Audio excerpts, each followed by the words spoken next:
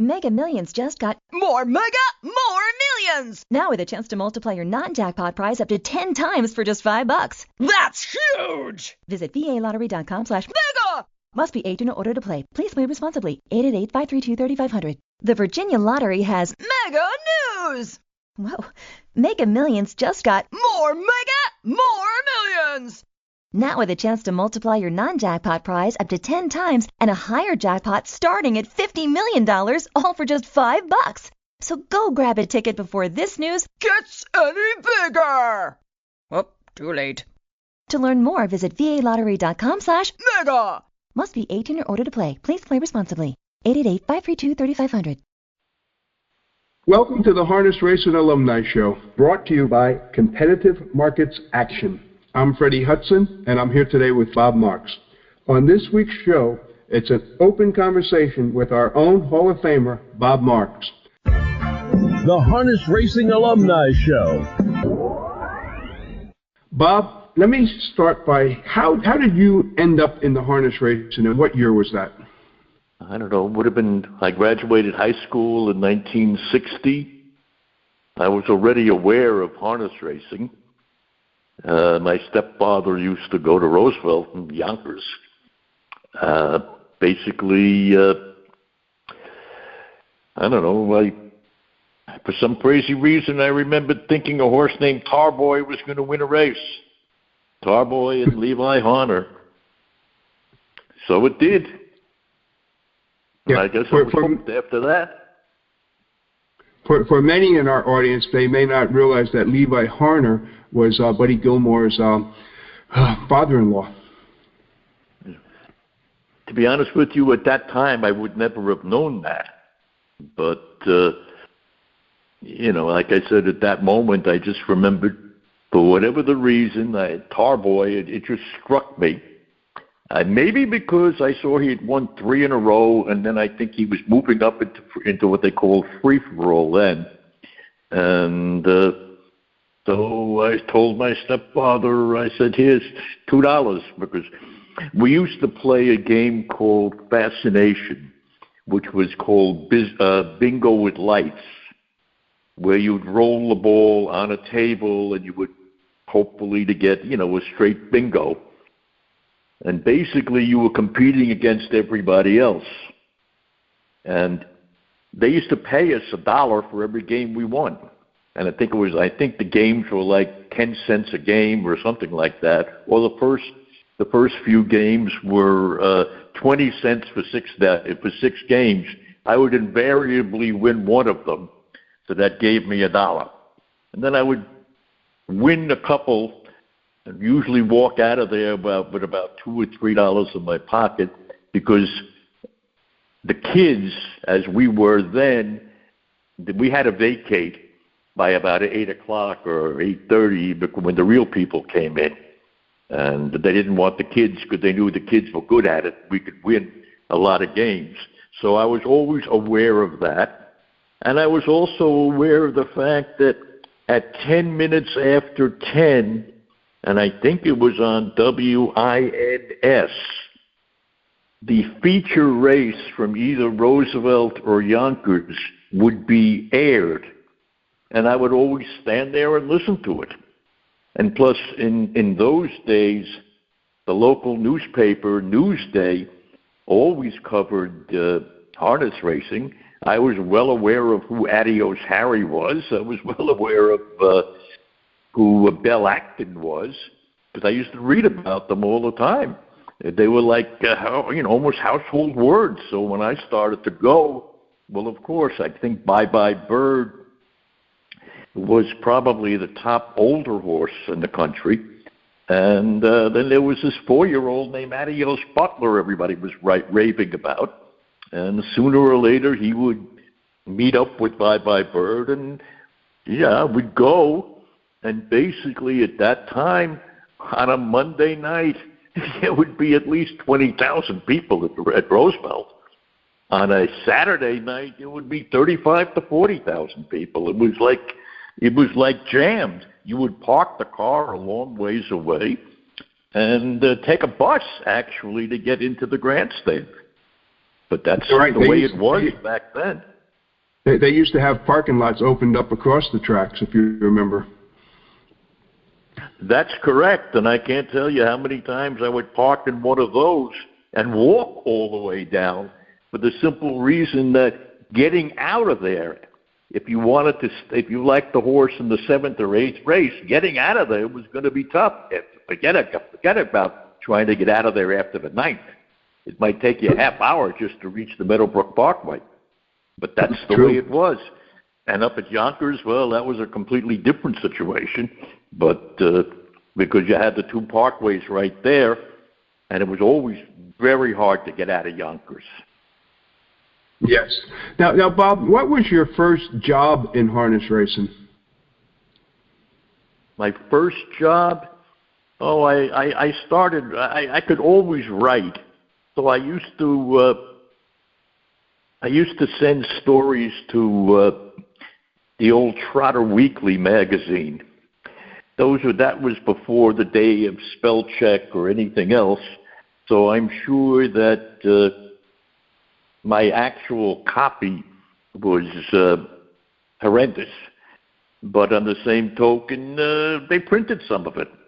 And at one point, I don't remember why, but at some point, Wally Rotkamp said to me, "Come on over.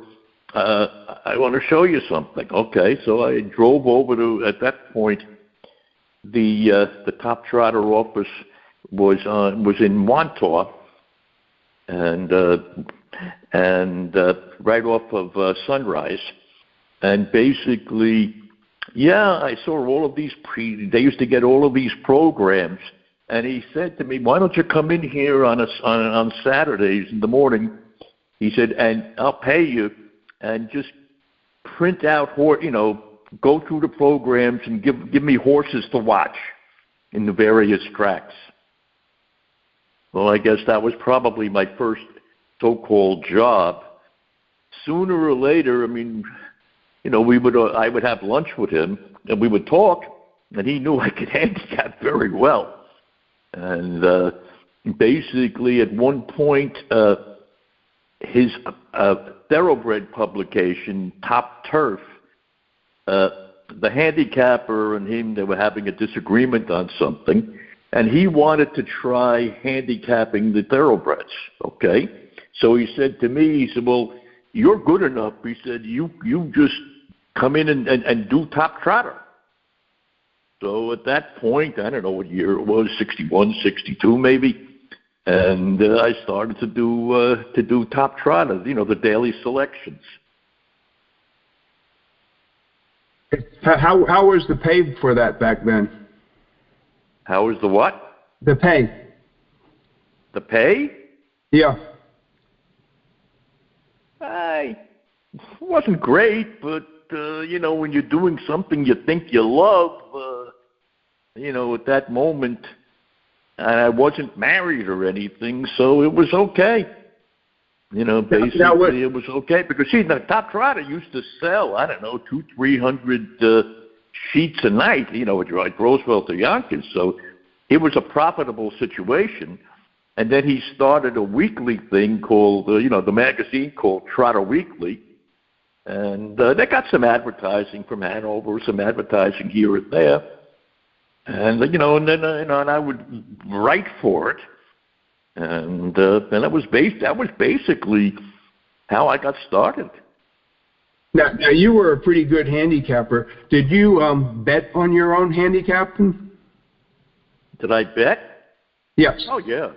No, I was not a good handicapper. I was almost a great handicapper, but I was not a great money manager. Therefore, yeah, I would bet, and but I learned a lot of things. I mean, I learned about the law of averages, Murphy's law, and things like that. It's like, for argument's sake, if Top Trotter picked the 5th race correctly, and I was the handicapper. And we also had the 6th race correctly. And then the horse I wanted to bet was in the 7th race. After a while, I learned the odds are it ain't going to win. Why? Murphy's Law, something's going to happen. Because the odds of the tip sheet picking 3 winners in a row are astronomical. And I learned a lot about the law of averages and Murphy's law. You know, if something can go wrong, it will go wrong. Yeah, you know, I was a bettor, but I didn't bet every race. Now, Bob, didn't you handicap one night either at Roosevelt or Yonkers 9 or 10 winners in a row? Yeah, I had. It was one night at Yonkers. I won every race on the card. It was November 7th, 1964. The previous, I didn't make that much money. The previous 2 Saturdays, I was going up to Yonkers every Saturday then because I was now working in advertising. So I had a daytime job too. And what happened is that I would go to Aqueduct during the day and then drive up to Yonkers at night. So the previous 2 Saturdays, I had won the first 5 races at Yonkers and then gave it all back in races 6, 7, and 8 and 9. So I was a little gun shy, but I went, you know, but what happened was, again, I won the first 5 races, and now came time for 7, 8, 9, and, you know, for 6, 7, 8, and 9, which was the twin double. And I only bought 2 tickets on it because I wanted to, you know, I had 2 favorites which I thought would win. And in the 8th race, there was a horse I really liked, and he warmed up great. And I think in the 9th race, I'll have 2 shots. All right. But I wasn't thinking anything of it. Then I wound up winning the 6th race, and then I won the 7th race. And then Adio Elkington, that was his name, he won the 8th race, and he paid $20 and some odd dollars. Earlier that day in the 3rd race, I bet a horse named Sharon Glory, who I got a terrific workout on, and basically was one of those incredible things where they went to the first half in a minute flat, and they came the last half at 1:03. So I think 2-3 or 2-3 and 4. That was about par time for a C2 pace. And so Sharon Glory came from behind and won, and he wound up paying $28. So by the time the twin double came along, I was pretty flush.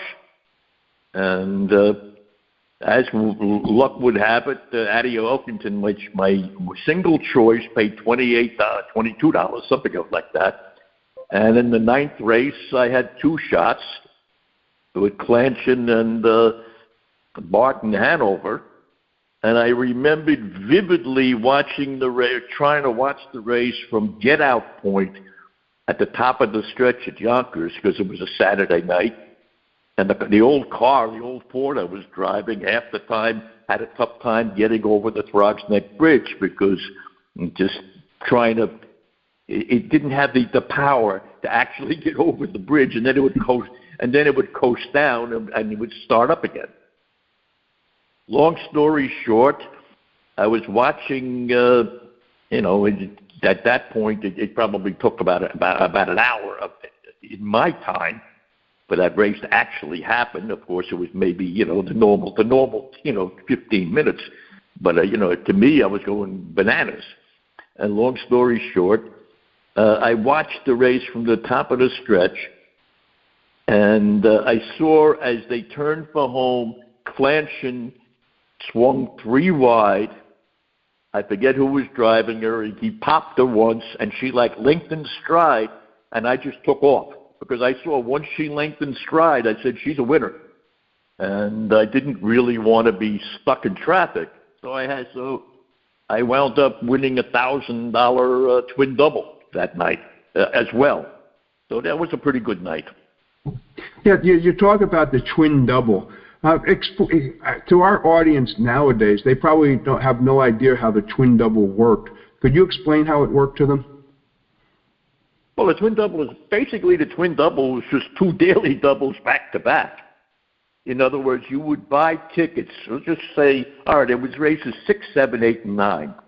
So therefore, what would happen is you buy your tickets for races 6 and 7, and hopefully, if you would then exchange, if you had a winner, you would exchange the ticket for a ticket in races 8 or 9. So, consequently, there was a lot of merchandising that went on. Guys would come from, if you got an extra ticket, I'll give you $20 more than it's worth. You know what I mean? Because they needed it. So there was like a whole little cottage industry that was, that was set up there, and basically to those of us who were regulars, and the upstairs guys would always come down to the regulars. We need more tickets. All right, go over there. That guy's got them. You know what I mean?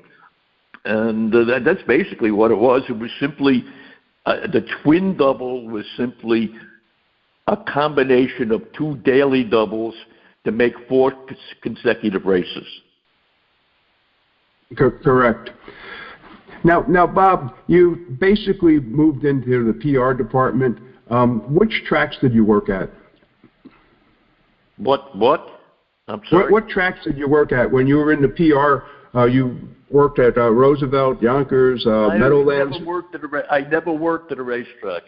Well, I did in 1982. I worked for Roosevelt I hosted their TV show, their nightly, cable show from Madison Square Garden.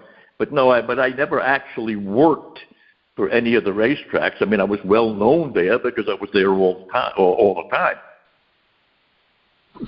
Okay. Now, over your time, you saw some great drivers. Could you name some great drivers that you saw? Oh, there were some fantastic drivers back then, no question about it. Carmine Abatello, Hervé Filion, Buddy Gilmore, Benny Webster. They were great drivers. They were great. Lucien Fontaine. They were great harness drivers. And Henry Filion. There were some fabulous drivers. Just like there were fabulous drivers, in today's modern age, and the old Meadowlands, when you had John Campbell and Billy O'Donnell, and a few other guys. So there has always been, as far as I know, top drivers. Okay. Now, how did you end up working at Perretti Farms, and how long did you work for Perretti Farms? Well, basically, before that, somewhere along the line, because I was a breeding expert, and I wound up working at Boardwalk with Cy Bonham. And basically, we had a whole bunch of mares and things like that. And I would decide who would be bred to. And I also published a newsletter, called Inside Boardwalk, where we actually addressed many of the topics that are prevalent today. It's a bit of a chuckle I see now that we're grading stakes, because we came out with that in 1982. Isn't it time that we have graded stakes? I mean, some races are just more important than other ones, no matter how you slice it. I mean, the Meadowlands Paces, the Little Brown Jug, these are the Hambletonian. I mean, these are the races everybody wants to win, and of course, they should have been considered grade 1s. So from there, from the Boardwalk, where I got into the breeding aspect of it, I had known Bill Perretti forever. And when he wound up buying his farm, and I just went.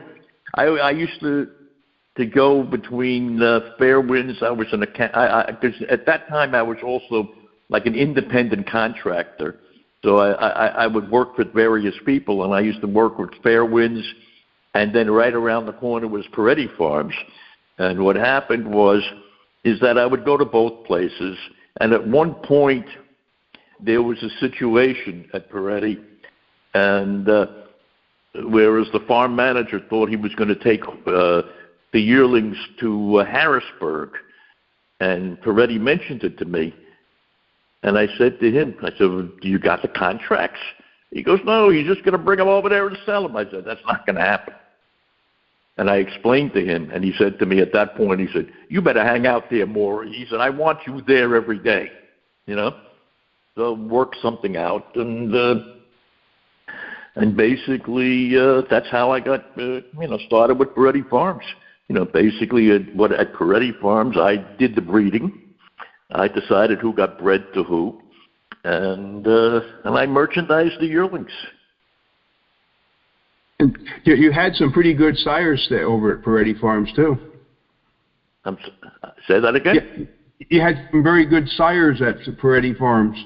Oh, we had a few stallions, no question about it. We had Rock and Roll Hanover. We had Malabar Man. We had Muscles Yankee. We should have had Muscle Hill.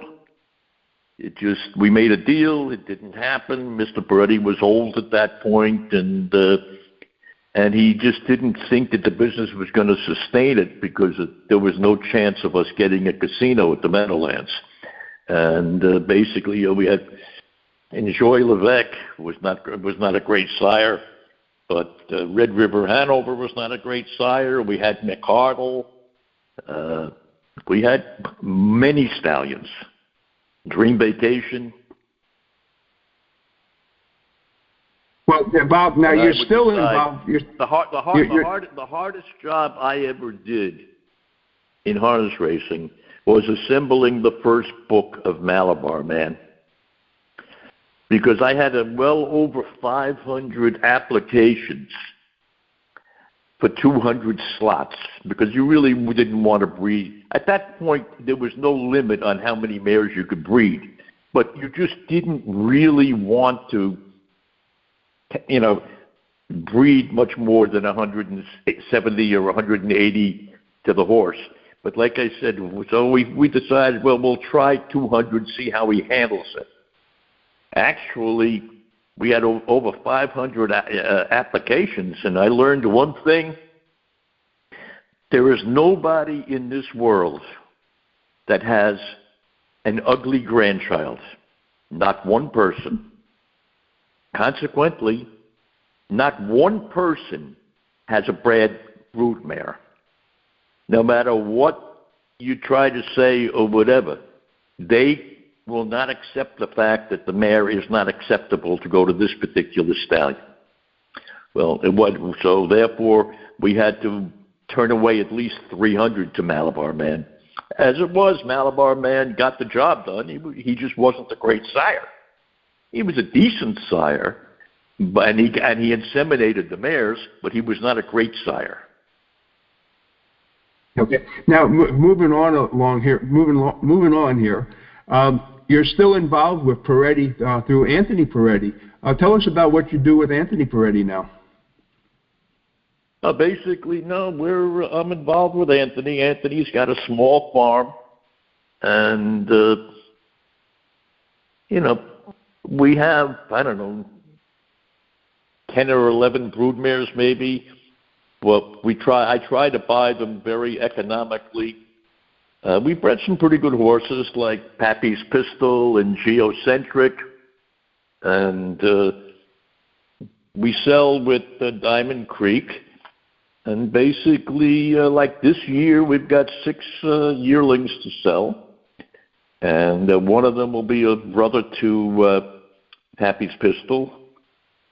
Then we'll have a down by the seaside colt out of Dancing Lucille named Ocean Party. I'm going to sell him in Lexington because they tend to sell very well down there, down by the seasides on that final day in Lexington. And we bred Geocentric, and we just foaled a full sister to her, so she'll sell next year. Okay. Well, Bob, I'm going to close the show out right now. Thanks for the one-on-one with you. I think it's very informative. Now, over to Andy. Thanks, Freddie. Yeah, next week I think we're going to finally publish my interview with Howard Taylor, who represents Diamond Creek and other people who were involved in the USTA's investigation of the Nick Surek case. So it's a pretty interesting interview. I also have a response from the USTA. I don't know that it solves the conflict or it gives all of us the answers that we're looking for, but it's certainly a step in the right direction. Back to you, Fred. Thank you, Andy. To our audience, thanks for listening, and please join us again next week. The Harness Racing Alumni Show